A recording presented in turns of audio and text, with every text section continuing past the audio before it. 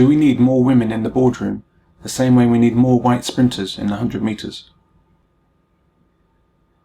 We're told incessantly in the media, by government, by think tanks, by experts, by supremacist women's groups, that we need more women in boardrooms. We need more women in computing, more women in engineering, more women in politics, more women in leadership roles, more women CEOs, and even, apparently, and with no small amount of irony, we need more women in the kitchen. The logic to all this goes as follows. Women are half the population. Business leaders, computer scientists, engineers, top chefs, etc.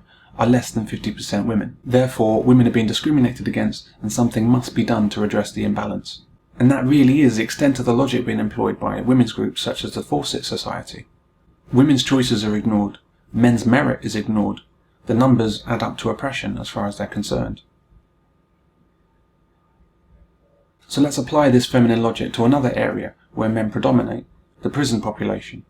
Women are half the population, prisoners are less than 50% women, therefore women are not being fairly represented, they're being discriminated against, and something must be done to redress the imbalance.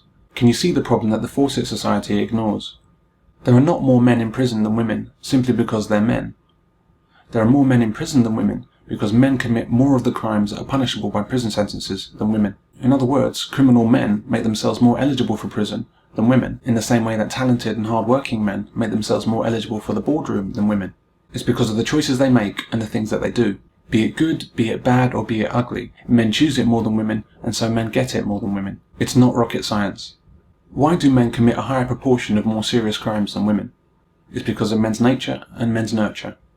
Why do men succeed more as entrepreneurs and business leaders, politicians, engineers and computer scientists?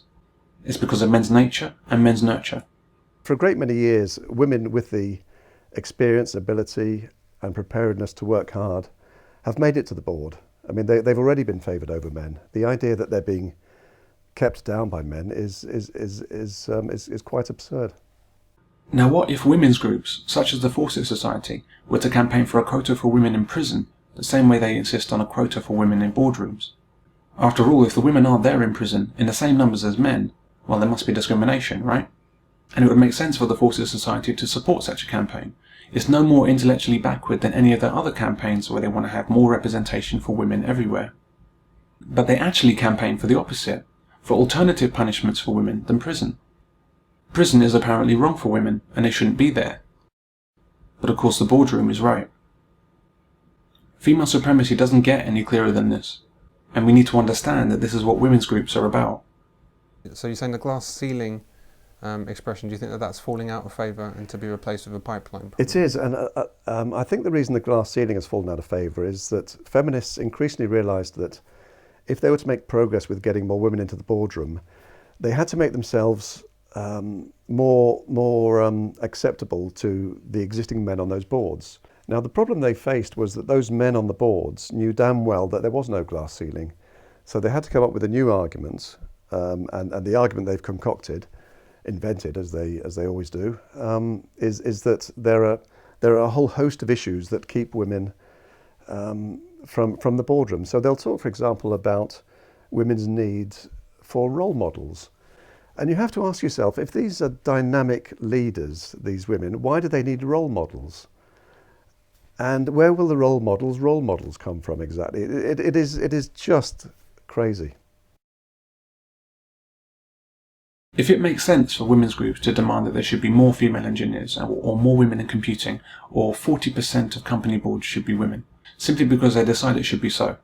If it makes sense to ignore the hard work, the time served and the merit which puts men predominantly in those positions. If this is sensible, maybe we should make arbitrary demands elsewhere. Maybe we should demand 40% representation for white men in the Olympic 100-metre final, simply because some group decides it should be so. There have been no white men in the Olympic 100-metre final for the last 30 years. Every Olympic sees 8 black men lining up to race for gold. And not just any black men, but typically black men of Caribbean origin. So how can that be right? How can the premier athletic event in the world have no white men in it? Or Chinese men? Or Indian men? The two most populous nations on earth, with no sprinters in the Olympic final? There must be discrimination going on. It's the only possible explanation. Blacks are being preferred for success in 100 metres, simply because they're black. The all-black starting lineup is clearly a problem to be fixed. So we've decided that there need to be more white men in the 100-metre final. How do we go about it?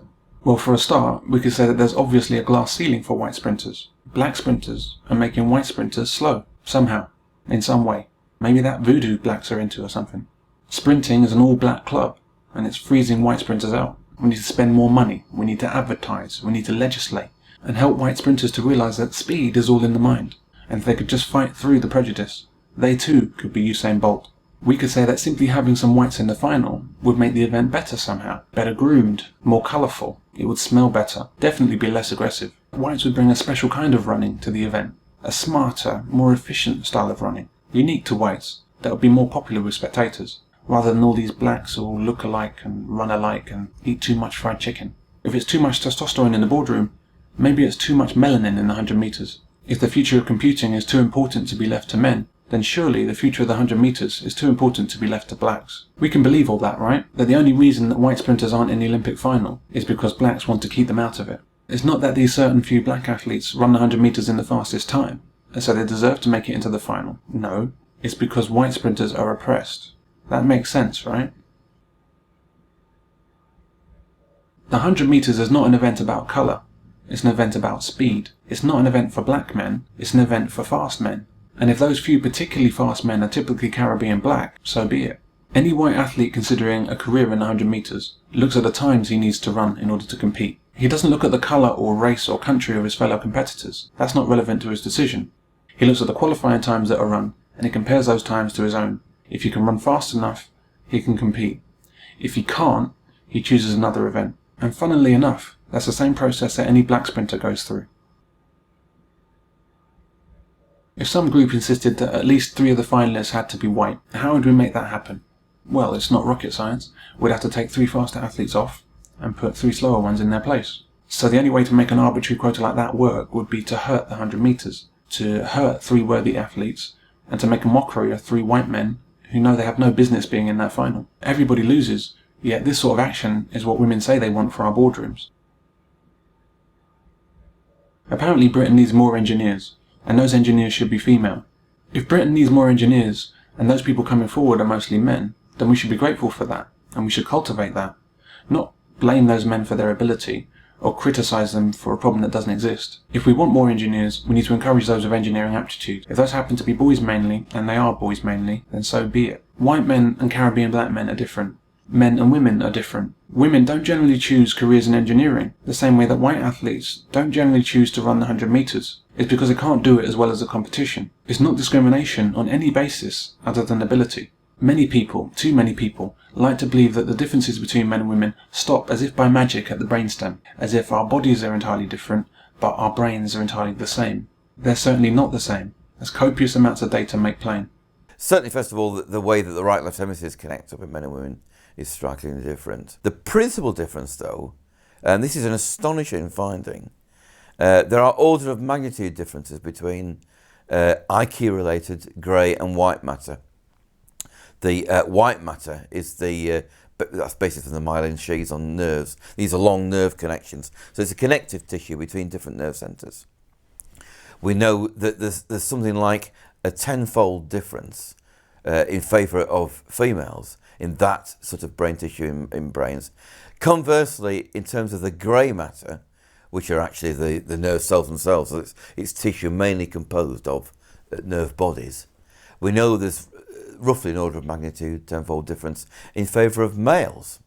So that would suggest very strongly that the converging evidence we've got that suggests that women tend to use different parts of the brain and sort of coordinate strongly, whereas men tend to be very good at focus and process the actual processing. They've got very similar cognitive abilities overall, but their style of cognition, the way that they process and coordinate within their brain to approach solving a particular problem seems to be in many cases very, very different. So men have different brains to women. We have different outlook, different mentality, different aspirations. And in terms of our place in the world, we have a fire under our arses that most women fail to appreciate.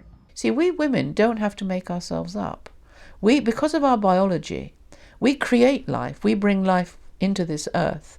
And if we do nothing else with our lives, That is the most valuable thing we can do as far as I'm concerned. Men, from very young, have to make themselves up. They have to make themselves into something.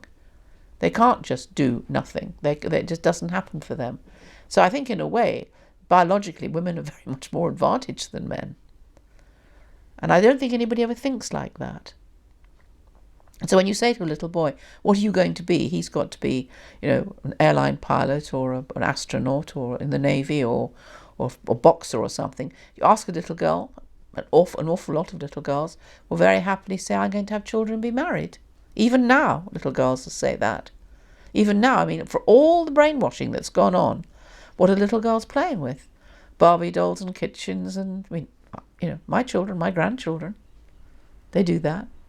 Would we produce more sprinters of world-class ability if we had a quota for white sprinters? And would we genuinely expect that, however long it took, at the end of the process of favouring white sprinters, do you really think that we would have even numbers of black and white sprinters all running at around about the same speed?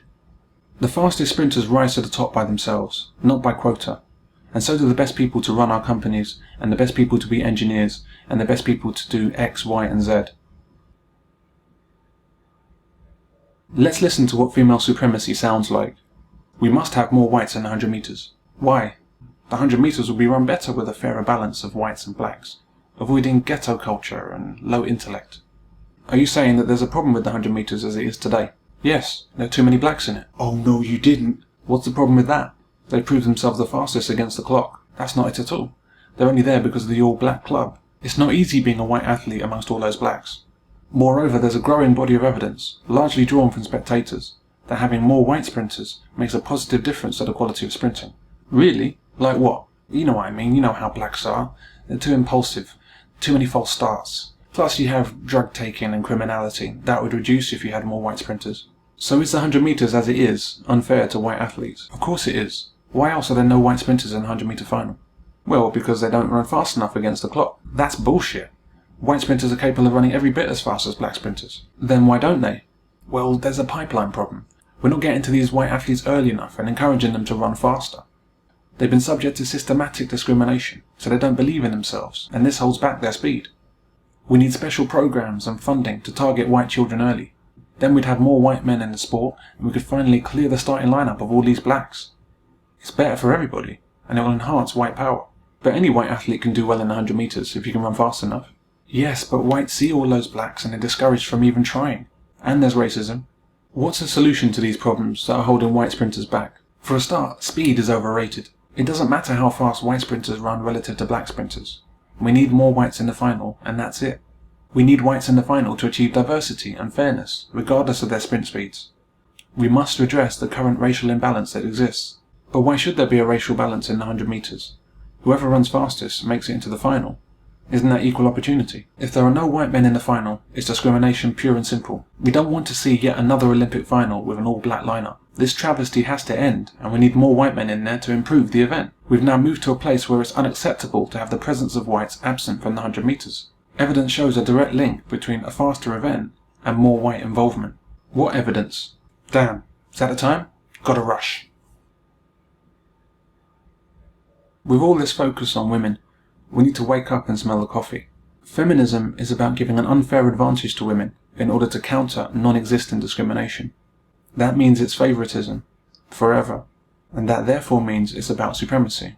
What we're dealing with the idea of quotas for women on boards, or in computing or engineering, or any other area where women are not as numerous as men, is not an attempt for some sort of equality, it's an attempt for supremacism. It's the idea that women bring something special to these jobs, and that even though women are clearly choosing not to do these jobs in the same numbers as men, we still need to force a number of women into these jobs because they will redress the failures of men, they will empower women, and it will enable a better tomorrow. That's not about equality, that's not about being fair, that's about telling us that women are better than men. Having women in your company will improve your bottom line because they're women. Women should lean in and lead men. You will make more money in your business simply by having a woman on your board. The reality is that there's as much evidence that having more women on boards leads to better business performance as there is that having more white sprinters in 100 metres would lead to faster running times.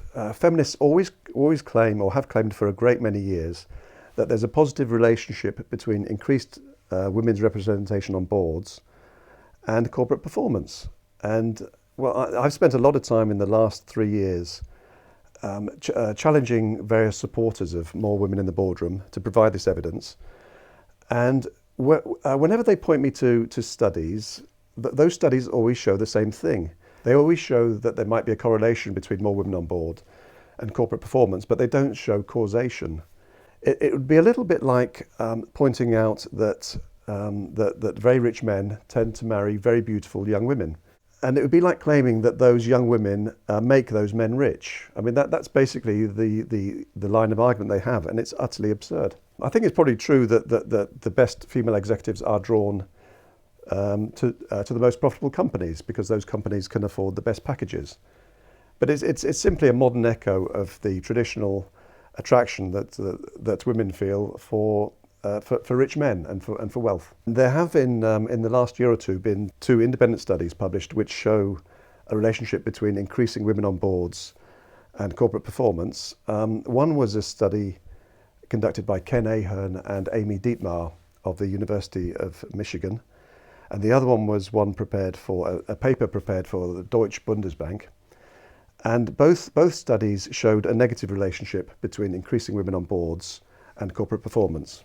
There is no evidence whatever that increasing women on boards will improve corporate performance.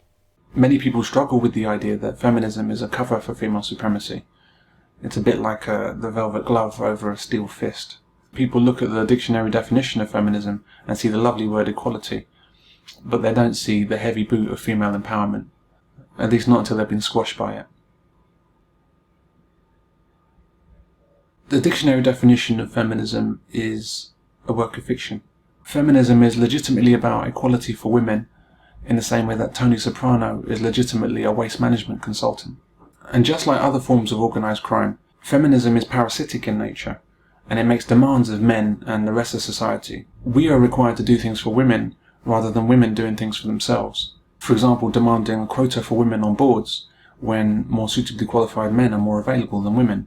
The demands are made anyway, and with the looming force of law behind it. Think of it like a criminal shakedown. The mafia goes into a business which they've had no part in building and demand money or else. Female supremacist groups go into successful businesses which they've had no part in building and demand seats on the board for women or else. Twitter is a case in point. It's a company that was conceived by men and built by men. The development work, all of the hard work to get it functioning was done by men. And then when the business is running and it's good and solid and profitable, then suddenly the demand goes out to have women on the board. Why? With the law and the media and government and every public mouthpiece on the bandwagon, the mafia could learn a thing or two from women supremacist groups. The Fawcett Society, which incidentally has the same initials as female supremacy, says that having more women on boards helps to avoid groupthink. But the acute irony is that the hindrance of bigoted groupthink is something that's only demonstrated by themselves. Almost everything that feminists say, after you spend time analysing what they have to say, you soon realise that feminist theory, to use that expression, is nothing more than an expression of feminist fantasies, lies, delusions and myths.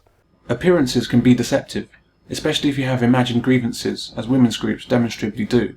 How things look and how things are 2 very different things. A certain few men no more achieve chief executive status and all the other positions on the board because they're men, any more than a certain few black sprinters achieve Olympic gold and all the other places in the final simply for being black. When we look at the Olympic finalists and ask ourselves the question, what do they all have in common? The answer might come back promptly, well, they're all black. When the answer should come back, well, they're all fast. These men were not selected for their national teams because they're black. These men didn't qualify for the final because they're black. Any white sprinter can join these black sprinters if they have what it takes. In the final analysis, the Olympic 100-metre final is not an all-black event. It's an all-fast event. Women and men take note.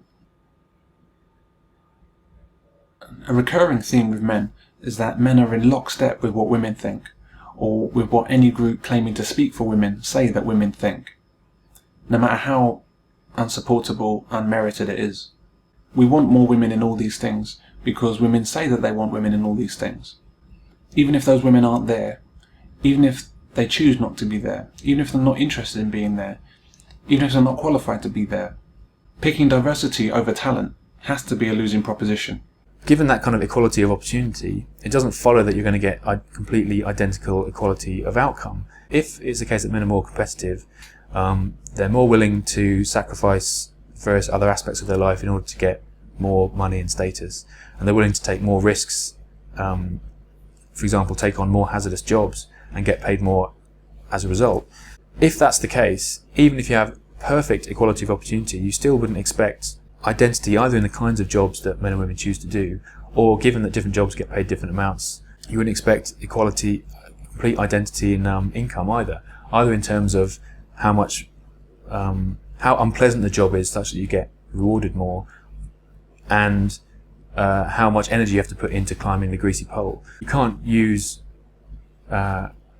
inequality of outcome as evidence that there's something wrong necessarily with the system.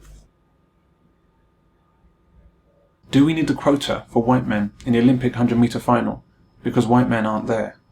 No. Is there something wrong with the 100 metres because white men are not making it into the final? No.